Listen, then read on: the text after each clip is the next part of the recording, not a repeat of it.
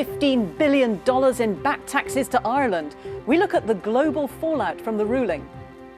Making the perilous journey to reach the shores of Europe, a record number of migrants are rescued in a single day off the coast of Italy.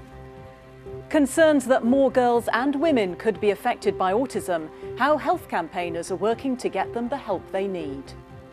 And the first day of school, a big moment for any child, but for these twins who were conjoined, it's a very special event indeed.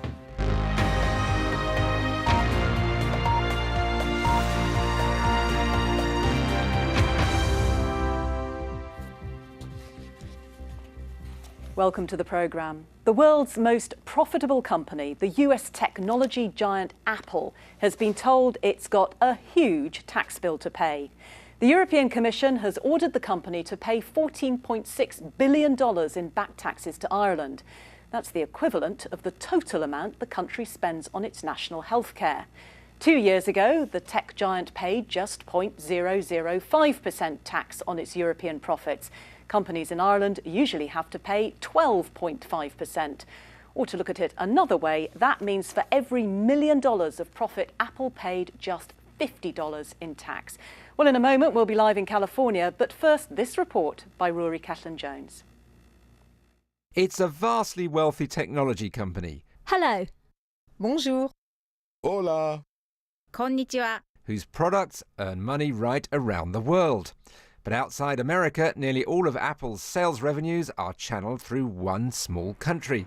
Now the deal made between the Irish government and Apple has been ruled illegal, and the tech firm has been ordered to pay billions in back taxes.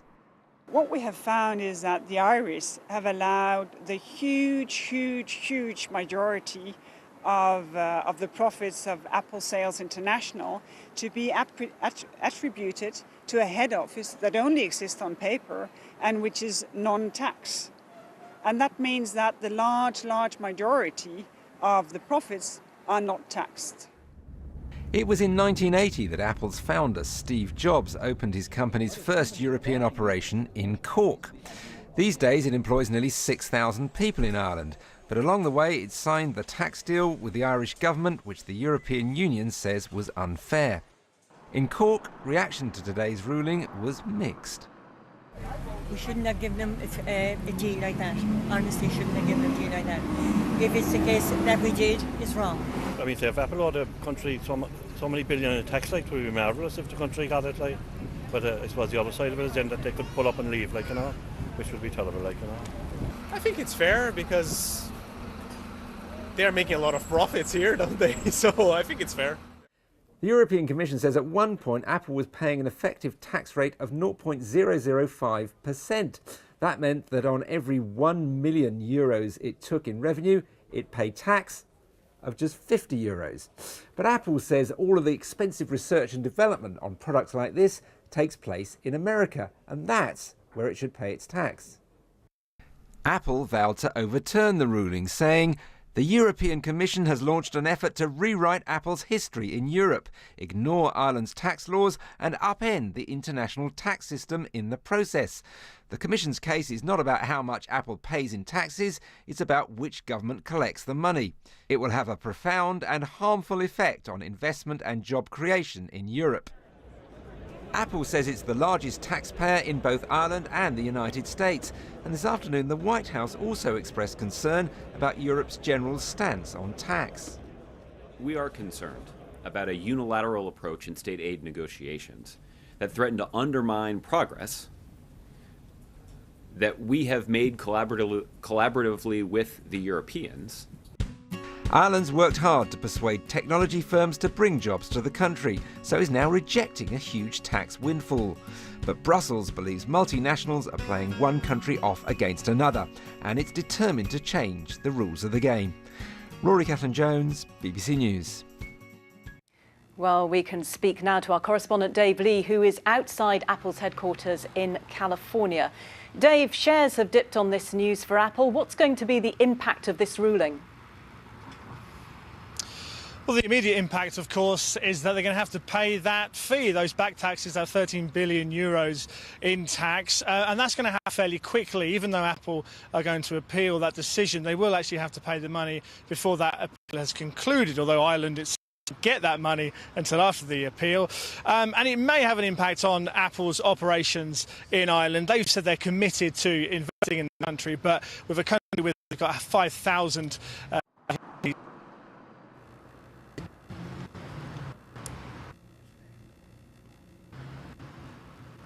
Dave, we're having a bit of a problem with the line there, but the US isn't very happy about this either. Why not? The US sees this as essentially money coming out of their tax pot, the money coming into the US taxpayer, and it's essentially going from the US to Europe, because the taxes that Apple will now have to pay in the EU can be offset against the taxes it would pay in the United States. It's a company that is. So it could be that other companies like Amazon and Starbucks that are also under investigation by the European Commission, they could also have back taxes to pay. And so the US is worried that there could be lots of money coming out of US multinationals that may have been going to the US taxpayer instead now going into Europe instead. Dave Lee in California there, thank you very much indeed. Now, the impeachment trial of Brazil's suspended president Dilma Rousseff has entered its 5th day in the Senate. Ms. Rousseff has been accused of illegally manipulating the budget to hide a growing deficit. The main prosecutor in the trial has said the country has had enough of the government's corruption. Well, let's talk to the BBC's Julia Carneiro, who is at the hearing in Brasilia. Julia, what have her accusers been saying today? Well, Jane, they have been presenting the arguments that have been the basis of the impeachment trial against her, that the maneuvers she resorted to in the government budget to mask, as they argue, mask public deficit and illegally borrowing money from state banks. That's the main accusation being made by the prosecutors. But there was also her defense lawyers talking and saying she's being the victim of a defamation campaign and that there are many lies in this process. So we have the two sides really battling against each other. And right now what we're seeing is the session just started in Senate, where all the senators will get to have a chance to deliver a speech justifying their votes. Over 60 senators have put their names on the list to do so. And it's going to be another very long session there. Well, they'll justify whether they'll vote in favor of her impeachment or not. It's supposed to stretch into the night. And only tomorrow will we have the final vote cast, electronic vote, deciding on her political future, whether she is to be ousted from her presidency or not. Julia, she hasn't lost all support, has she? There have been some demonstrations today in support of Dilma Rousseff. What have the public generally made of this trial? Jane, the country's still very polarized, and we're seeing less street demonstrations now because it's been such a lengthy process. This has been lasting over 9 months now. But there have been demonstrations in São Paulo yesterday, here in Brasilia, and in Rio as well. In São Paulo, there were some heavy clashes between police and demonstrators, and there are more protests expected for today in favor of President Dilma Rousseff and also defending her impeachment. So we still see these divisions in Brazilian society, and we expect these to continue. If she is impeached, then her former vice president, now interim president Michel Temer, will be officialized as Brazilian president. And he seems very certain of that outcome, so much so that he's making plans to travel to China tomorrow as soon as the result is out, if he's made officially president of Brazil, for the G20 summit in China. So that's very telling of how certain the interim government seems to be of the impeachment of suspended President Dilma Rousseff. Julia Carneiro in Brazil with the very latest on that impeachment trial. Thank you very much. Now, the Italian Coast Guard says it's rescued around 6,500 migrants off the coast of Libya yesterday. They're calling it one of the busiest life-saving operations of its kind to date. More than 100,000 migrants have arrived in Italy so far this year, and many more are expected to make the perilous journey from Libya to Europe in the coming days as the weather improves.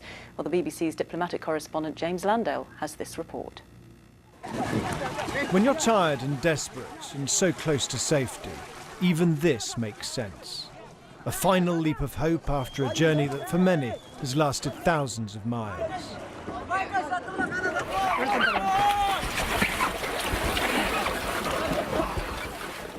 These migrants are the lucky ones, just some of the almost 7,000 who were rescued on Monday. A record number for a single day, in a crisis where the numbers are already extraordinary. Most were picked up 13 miles off the western Libyan coast, packed into fishing boats and some 44 inflatable dinghies, often with just enough fuel to reach international waters. We started about 5:30 in the morning, and we finished after 14 hours. And in all that time, we rescued over 5,000 people, according to the information we got from the authorities. Rescuers said most of the migrants appeared to be from sub-Saharan Africa, from Eritrea, Somalia and Nigeria, encouraged by calm conditions and southerly winds to leave the beaches and take to the sea, where they were rescued by ships from the Italian Coast Guard, aid agencies and even the British Navy. The survey vessel, HMS Enterprise, picked up more than 700 of the migrants and will land them in Italy tomorrow. The International Organization for Migration says that so far this year, 111,000 migrants have been rescued in the central Mediterranean and taken to Italy. At the same time, some 2,700 have died trying to make the crossing. Now, those are pretty similar numbers to the same period last year on this particular route. So even though migration across the eastern Mediterranean here has dropped substantially since an EU deal with Turkey, the numbers crossing from Libya do not appear to have risen as a result. But the problem remains. The migrants keep coming because there's no safety or work at home, there's no security in Libya, and there's always a chance of rescue in the sea. It's a very dangerous journey and people don't leave for no reason. It's they're really desperate to leave a lot of the time. And then also just desperate to be somewhere safe. This evening, the first of those rescued in recent days were arriving in Italy. And if others like them are also prepared to go to sea, even with newborn twins, they won't be the last. The Italian Coast Guard said they expected more to come while the weather holds. James Landell, BBC News. Well, let's take a look at some of the day's other news now. And Singapore is advising all pregnant women with Zika-like symptoms to be tested for the virus. The move follows an outbreak of the disease in the city-state. 26 new cases were confirmed on Tuesday, taking the total number to more than 80. The virus, detected in Brazil last year, has been linked to birth defects. The Uzbek President Islam Karimov remains in intensive care in hospital after suffering a brain hemorrhage. The news was confirmed by his daughter's Instagram post. She added that his condition is stable. Mr. Karimov is the first and only president Uzbekistan has had since gaining independence from the Soviet Union 25 years ago. A funeral mass for victims of the Italian earthquake is taking place in Amatrice, one of the worst affected towns. The coffins of 37 people, including 2 children, have been laid out in a marquee on the edge of the town. More than 200 residents and visitors lost their lives when many of Amatrice's medieval buildings collapsed. Well, let's return now to our top story, that big tax bill that Apple has been told to pay by the European Commission. It comes to more than $14 billion. Well, let's get the perspective from Ireland and go to the BBC's Shane Harrison, who is in Dublin for us. Shane, you would think that most governments would welcome a windfall of almost $15 billion. Why is Ireland appealing against this? Yes, I've likened the Irish government to the winner of the national lottery, but who's thinking of tearing up its ticket before he or she collects the prize. Why is Ireland appealing against this? Well, it is an awful lot of money. It's the equivalent of the Irish annual health budget. It's appealing against this to the European Court of Justice in Luxembourg because it says the ruling is profoundly wrong. It gave Apple no favourable deal. It says or implies that it's an attack on Ireland's low corporation tax rate of 12.5%. And it says that it's not its job to collect taxes from other countries, from Apple, for those other countries, and particularly for the European Commission. Ireland doesn't seem to have been particularly dishonest about this, has it? Because it does advertise the fact that it has very favourable corporate tax rates.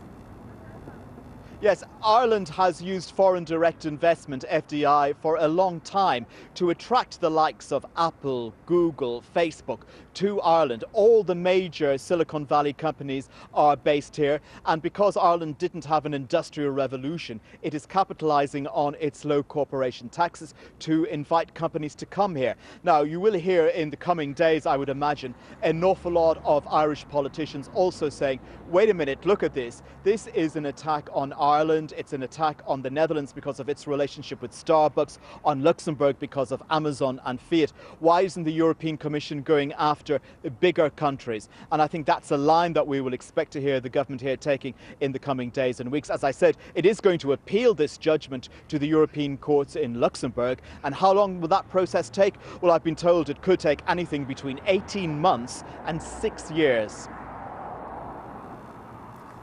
Well, Shane, don't tear up your lottery ticket, and thank you very much indeed for that latest on the Apple tax bill. Now, turning to the presidential election here in the US, Hillary Clinton still leads Donald Trump in the latest nationwide polls. But the race is tightening. Donald Trump is launching a new ad campaign, his biggest so far, targeting 9 key battleground states. One of those is Ohio, which the Republican nominee desperately needs to win. The BBC's Nick Bryant has been speaking to voters in the town of Bel Air, and he sent us this report. On the banks of the Ohio River, this election could be decided. In every presidential contest for the past 50 years, Ohio has picked the winner. The Rust Belt town of Bel Air has precisely the sort of post-industrial landscape that's become a seedbed for the candidacy of Donald Trump. 4 steel mills have shut down in this area over the past decade. This stretch of river used to be bustling with 300 barges operating 24 hours a day. Now there are just 80. Captain Bob Harrison reckons America needs a businessman to make it great again. I mean, that's what we need to get things going again, because politicians haven't done anything for us. We've been overregulated. You know, the trade deals have all failed, seems like. I mean, nothing's worked. So Time for a change? We need a change. We need to get rid of politicians. We need people who want to work, who want to do something. Bel Air still proudly calls itself the all-American town, but for decades it's been in decline. Donald Trump should win here, but he has a problem. American politics has become so polarized in recent decades that presidential elections tend to be won by the candidates who can maximize turnout amongst their own party supporters. And polls repeatedly show the Republican voters are less loyal to Donald Trump than Democrats are to Hillary Clinton. Getting out the vote is called the ground game, a term borrowed from American football and something the Democrats are highly practiced at. Push him off, push him off, push him off. It's all new to Donald Trump, and what makes his turnout operation all the more difficult is that Republicans like Coach Bill Timko are refusing to campaign or even vote for him. He doesn't have any tact. You know, if you're going to deal with world leaders, you have to have tact. You can't sit there and say it's my way or the highway. It doesn't work. He's bombastic. He's obscene, and I just can't, I don't like the guy. You just don't think he's presidential? No, without a doubt. He has no presidential qualities. So you actually campaigned for Mitt Romney? This is a staunchly conservative household. At the last election, Amber Thompson actively campaigned for the Republican candidate Mitt Romney. But she can't stomach Donald Trump as the party's standard-bearer. The decline in support from Republican women is one of his biggest weaknesses. He doesn't like women who aren't supermodels. He does not like Muslims. He does not like immigrants. He does not like POWs like John McCain. These are people that I respect and care about. Are you going to sit this election out? No, I will be voting. For Hillary Clinton? I'll be voting for Hillary. No Republican has ever become president without winning Ohio, but Donald Trump is trailing here in the polls. He'll struggle to go all the way to the White House if he can't get mainstream conservatives to support him. Nick Bryant, BBC News, on the Ohio River. The latest there on the US presidential campaign trail. Now, autism is often seen as a condition that affects boys and has been significantly underdiagnosed in women and girls. Campaigners are now calling for health professionals to have a better understanding of autism because they fear women aren't getting the help they need. The BBC's Graham Satchell reports. Millie is 14 and was diagnosed with Asperger's syndrome 2 years ago. She finds it hard to socialise, to make eye contact, to form relationships. I find it really difficult to make friends because I find people very, very difficult, and I find it hard to understand people a lot in the way that they feel or what they mean, and this leads me to feel embarrassed, and I feel like I should just get out of everyone's way just for convenience. Autism has been seen as a condition that mainly affects boys and men, but now evidence suggests autism in girls and women is being significantly underdiagnosed. Emily is 29. Like many women with autism, she says she masked her symptoms, copying rather than fully understanding social norms. When you meet me, I don't come across necessarily on first glance as being autistic. I will come into work perfectly, get through the day perfectly, and then I'll go home, quiet, dark room. I'll be non-verbal, so I won't be able to speak, won't be able to communicate, and will take about 4 hours to reset. The anxiety of coping with day-to-day life led to a series of what Emily called meltdowns and shutdowns, until she was finally diagnosed last year. It was basically an instant turning point to get my diagnosis. I'm a radically different person because I understand who I am and how my way of relating to the world might differ, so I can make that something that's successful. Health professionals are starting to realise that autism in girls and women may be more common than had been thought. In Scotland, guidance has just changed. It now recognises the more nuanced ways girls and women may show signs of the condition. A teenage girl with autism might, for example, be integrated into a peer group, and often they're talking about how they're, in a way, pretending to be normal. They're trying to fit in with the group, and they are following the same sort of interests that the peer group have got, but perhaps in a more bizarre or unusual way. So when you actually get into the detail, you start to see how this problem is more camouflaged, but still subtly present. Back in Norfolk, Millie is helping her dad in the garden. For her family, the diagnosis was at first a shock, but that was quickly followed by relief and acceptance. With that acceptance, there's a lot of really good points as well, that your child, because they look at the world in a completely different way, they can pick up on things that you can't. She's brilliant, isn't she? Yeah, she is. Isn't she? She's amazing.